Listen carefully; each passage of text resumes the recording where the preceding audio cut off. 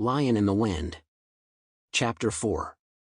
Delgras stared at the paper in front of him as he struggled not to cry out in anger. He cleared his head and then read it again. It said, "You are hereby ordered to report to Echo Military Science Laboratories for duty as the administrator of that facility. Concurrent to your transfer of duty station, you are hereby promoted to the rank of Major. This promotion is effective immediately." "They're trying to silence me," he growled. He spun on his heels, intent on giving someone a piece of his mind, and nearly bowled over Odivian, who'd been standing behind him. He then stared curiously at his friend as he noticed a set of similar papers in his hand. "You too," he said in disbelief. Odivian nodded. "Likely for the same reasons you are. I've been sent to a field observatory in the western end of the northern mountains." Delgras grunted. "I'm being sent to a military science lab southwest of here. Obviously they want us as far away from the border and each other as possible. I can't believe they still deny the inevitable. The Gorg are coming. Why can't they see that?" Odivian shook his head and held a finger to his lips. "SHH, don't say anything more.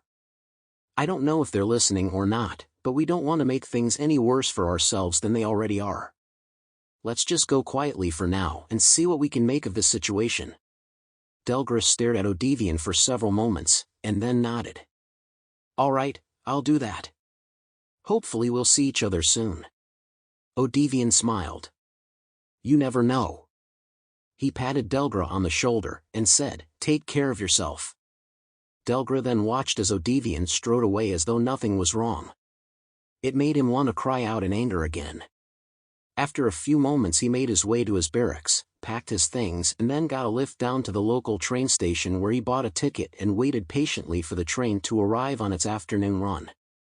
As soon as it pulled into the station he climbed aboard, stowed his bag in the overhead bin and then sat down as the train began to rapidly accelerate.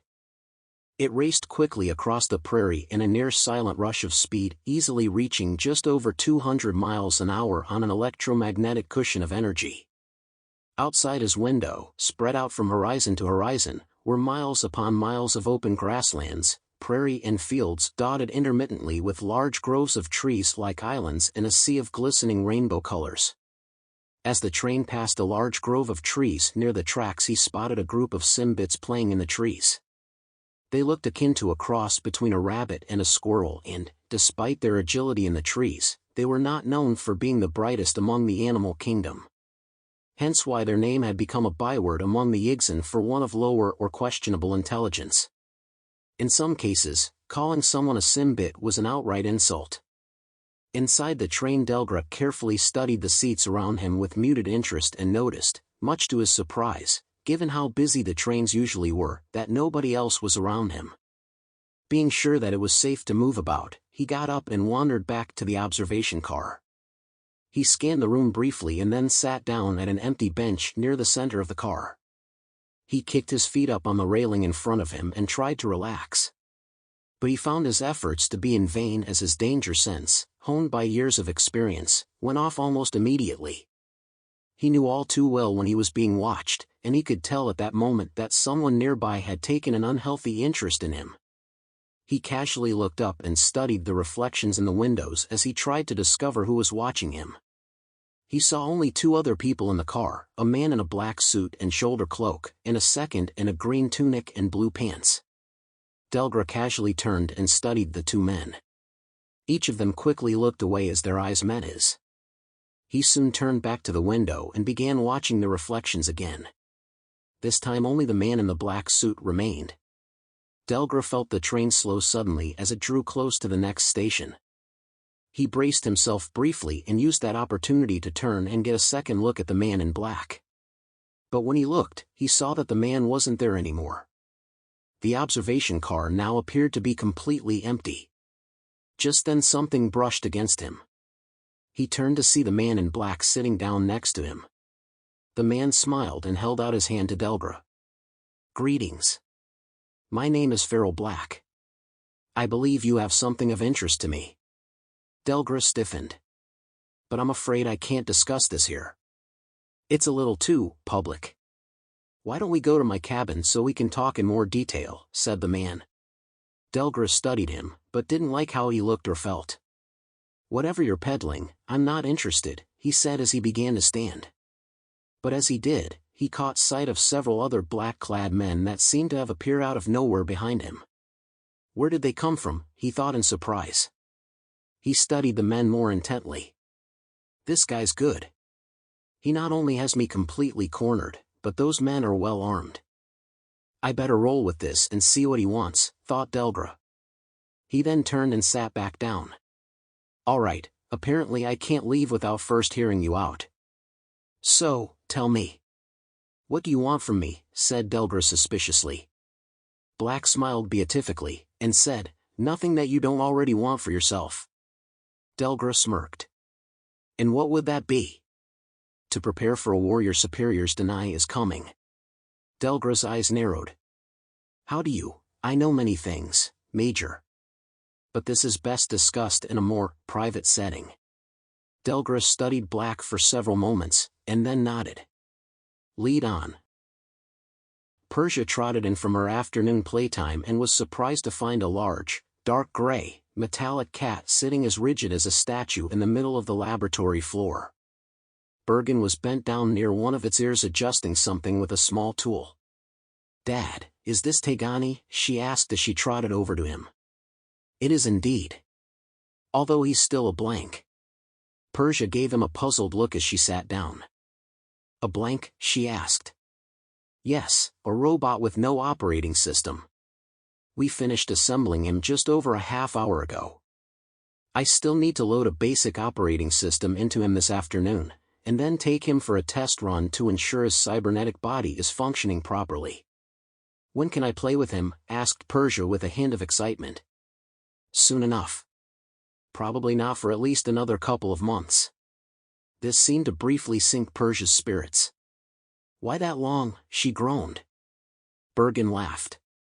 Well, I still have to write his operating system. We can't do anything else until that's done. Just then Dr. Slayo appeared from behind a nearby desk. You haven't written it yet? He said in surprise. Bergen shook his head. No, of course not. I already told you that. We needed to finish and test his body first. Then we'd write the operating system. There's no point in writing the AI until the body is finished. Ah, right.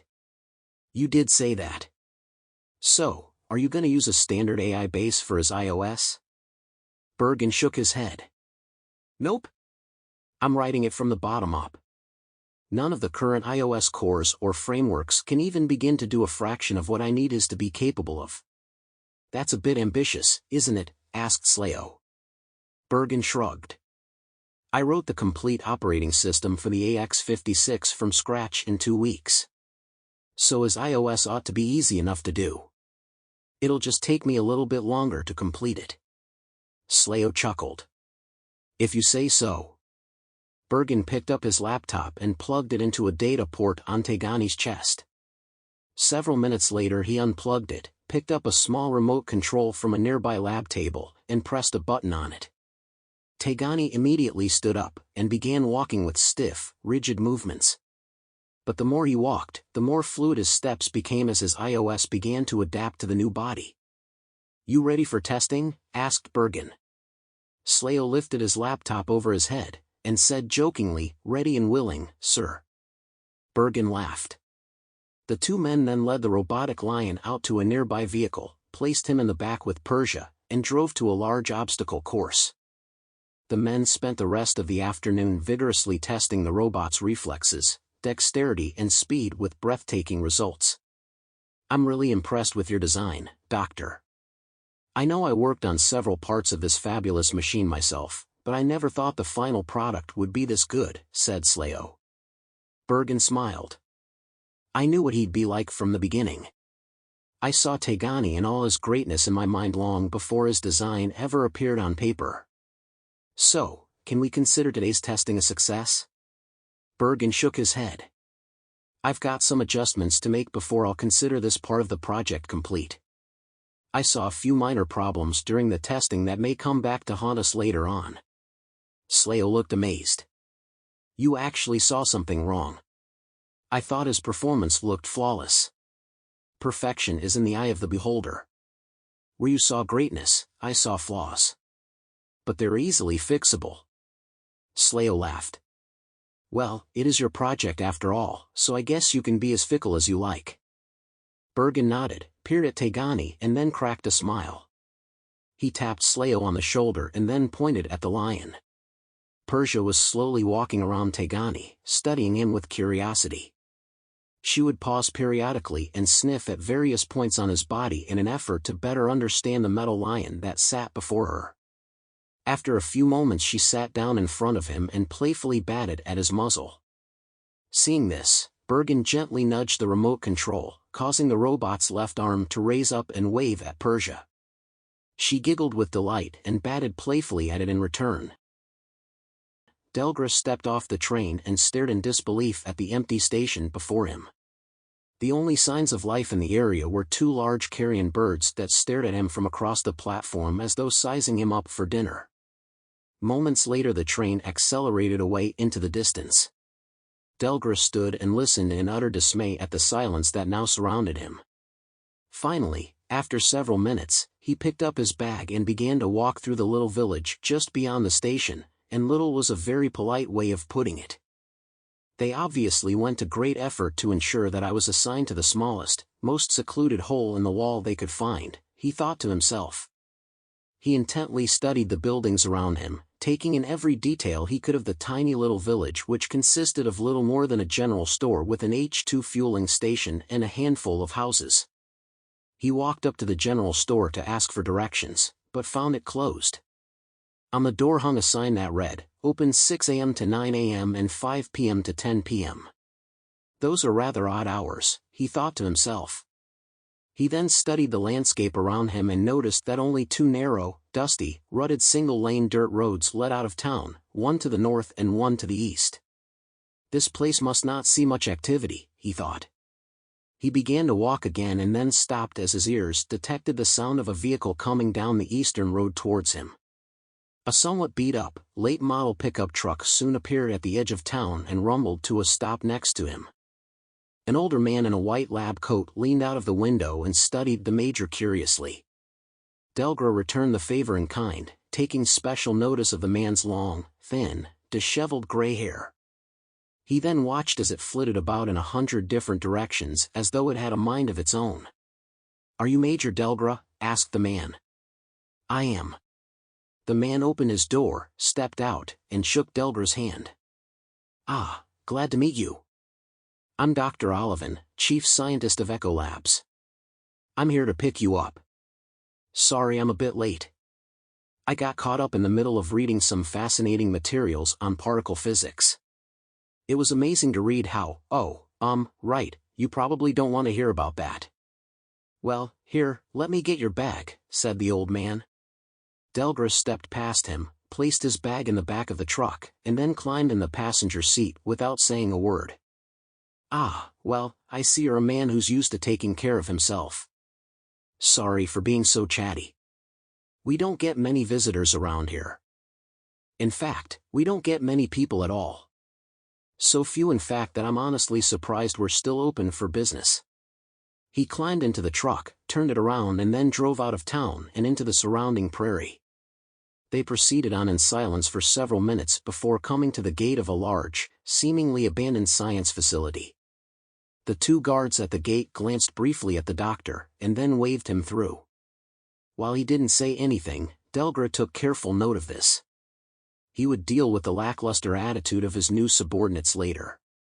The truck then continued on past the gate for a ways further before rumbling to a stop in front of a large barracks building. "Here's your new home. Your quarters are on the first floor on the north end. If there's anything you need, you can get it from the store here at the facility between the hours of 9 and 5 each day. Before or after that you'll have to get what you need from the general store in town. Also, the administration building is over there. Captain Silvers is your executive officer. He should be around here somewhere. He can bring you up to speed on everything you need to know about the place," said Olivan. Without saying a word in reply, Delgra grabbed his bag and strode into the barracks. He quickly found his room and was surprised to find it spotless. He gave the room a tertiary scan and noticed a letter laying on a small desk in the corner. He set down his bag, walked over and examined it. He found his name on the front, but no other markings. Carefully he opened it and found a simple card inside. It read, "Glad to have you aboard, sir. I look forward to serving with you. Sincerely, Captain Silvers." Knowing that he had a lot of work to do, he quickly changed into his fatigues, grabbed his laptop, a pad of paper and a pencil, and headed for the administration building. As he entered, an older woman looked up from her book and studied him curiously. "May I help you, sir?" she asked. "I'm Major Delgra." "Where's my office?" The woman gave him a confused look. "Are we expecting you, sir?" she asked. "I'm the new administrator of this facility," said Delgra sternly. "It's all right, Eva." "We're expecting him," came a voice from across the room. Delgra turned to see a strong young captain standing in a nearby doorway. His work uniform was immaculate, and he sported a crop of short-cut, blonde hair that was accented by a pair of brilliant blue eyes that sparkled like little diamonds. He walked up to Delgra and shook his hand. "It's good to finally meet you, sir. I'm Captain Silvers. I'm the temporary administrator of this facility. Well, if you can call it temporary. I've been running this place for the past 2 years since our last administrator left." Delgra nodded. "Then you'll show me everything I need to know about this place?" "Yes, sir, but we'll have to do that tomorrow. Everything around here shuts down at 1700 hours, and it's almost that time right now." Delgra shook his head. "I don't work office hours. I work when, where, and how I need to." "Understood, sir. I take it you'll be working late tonight?" "Not really. I just need to find my office, send some email, and get my papers in order for tomorrow. I'll have a lot of work to do first thing in the morning." Silvers gestured towards the back of the building. "This way, sir. Your office is down here." He escorted Delgra down a short hallway to a large, but simple office that contained little more than a single filing cabinet, a desk, a chair, and a small cadder maker that sat on top of the filing cabinet. He found the latter to be an ironic addition to the office. "Here you go, sir. If you need anything, just let either myself or Eva know," said Silvers. "Thank you," said Delgra as he strode across the room to his new desk. Silvers then excused himself and closed the door behind him. Seeing that he was now alone, Delgra pulled out his laptop, opened up a secure email client and began typing a message.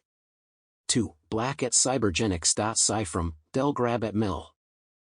Army.yig.sec subject, arrived. I've arrived at the facility. My initial examination tells me that it needs a lot of work.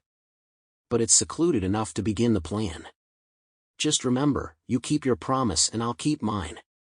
He then opened a secure link to a special mail server and sent the message. He had 3 years at most to ready the military for war. He just hoped that his gamble would pay off. He didn't trust Feral Black any further than he could proverbially throw him. But at this point he had few other options. If Black came through for him, there was still a chance to save his country and his people. If not, then they were all doomed. He took a deep breath, switched to another program and began pulling up personnel files on every soldier, scientist and civilian working at the laboratory. If he was going to get anything done, he needed to start there first.